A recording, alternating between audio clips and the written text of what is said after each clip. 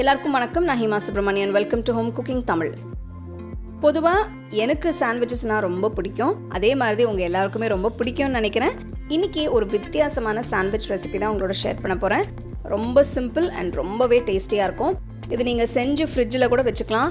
உங்களுக்கு எப்போ பசிக்குதோ அப்போ எடுத்து நீங்கள் சாப்பிட்லாம். அவ்வளோ டேஸ்ட்டாக இருக்கும்.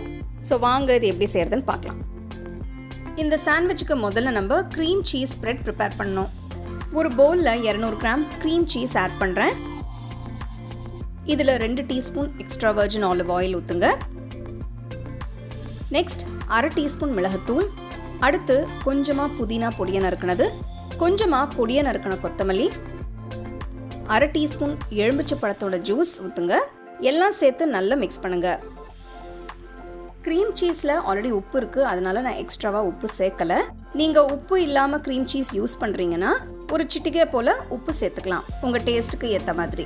க்ரீம் சீஸ் ஸ்ப்ரெட் நல்லா மிக்ஸ் ஆகிட்டு பார்க்கவே நல்லா சூப்பராக இருக்குது. நான் புதினா கொத்தமல்லி சேர்த்துருக்கேன். உங்ககிட்ட டில், அது ஒரு ஹர்ப், அது இருந்ததுன்னா அது கூட நீங்கள் பொடியாக கட் பண்ணி சேர்த்துக்கலாம். வெள்ளரிக்காயோட முனையை கட் பண்ணிவிட்டு ஸ்லைஸாக கட் பண்ணிக்கோங்க. நல்ல ஃப்ரெஷ்ஷான வெள்ளரிக்காயாக பார்த்து யூஸ் பண்ணுங்கள். இந்த ரெசிபிக்கு நான் ஒயிட் சாண்ட்விச் பிரெட் எடுத்திருக்கேன். எல்லா பக்கமும் முனையை கட் பண்ணிக்கோங்க. கொஞ்சமாக சீஸ் ஸ்ப்ரெட் எடுத்து 2 பிரெட் ஸ்லைசஸ் மேலே தடவுங்க. எல்லா பக்கமும் ஈவனாக ஸ்ப்ரெட் பண்ணுங்கள். க்ரீம் சீஸ் வீட்லேயே எப்படி செய்யறதுன்னு வீடியோவை நம்மளோட ஹோம் குக்கிங் தமிழ் சேனலில் இருக்குது, அதை பார்த்து நீங்கள் செய்யலாம். கட் பண்ண வெள்ளரிக்காயை 3 லைனாக அடுக்கி வைங்க. வச்சுட்டு இன்னொரு பிரெட் ஸ்லைஸை அதுக்கு மேலே வச்சு ப்ரெஸ் பண்ணுங்க. சாண்ட்விச்சை 2ஆக கட் பண்ணிக்கோங்க. பாருங்க, நல்லா சாஃப்டாக பார்க்கவே ரொம்ப சூப்பராக ஃப்ரெஷ்ஷாக வெள்ளரிக்காய் க்ரீம் சீஸ் சாண்ட்விச்சஸ் ரெடி ஆயிடுச்சு. இந்த சாண்ட்விச்சஸை நீங்கள் கிரில் பண்ண வேண்டியதில்லை. இது எப்போ வேணும்னாலும் நீங்கள் செஞ்சு சாப்பிட்லாம். ரொம்பவே ஈஸியாக இருக்கும் பண்ணுறதுக்கு. சாண்ட்விச் செய்யும்போது நல்லா ஃப்ரெஷ்ஷான வெள்ளரிக்காயாக பார்த்து யூஸ் பண்ணுங்கள். இந்த ரெசிபியில் ஒயிட் பிரெட் யூஸ் பண்ணியிருக்கேன்.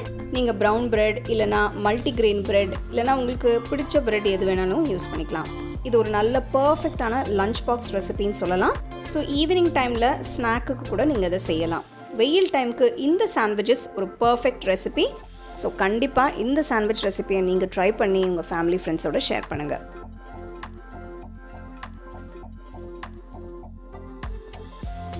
உங்களுக்கு இந்த ரெசிபி பிடிச்சிருந்தா லைக் பண்ணி ஷேர் பண்ணி ஹோம் குக்கிங் தமிழ் சேனலுக்கு சப்ஸ்கிரைப் பண்ணுங்கள். மறக்காமல் பெல் ஐக்கானை கிளிக் பண்ணுங்கள். The second edition of our home cooking book is now available on our website 21frames.in. I'll give you the link in the description. You can go and check it out. The book is currently available only in India for now, so you can place your orders on 21frames.in.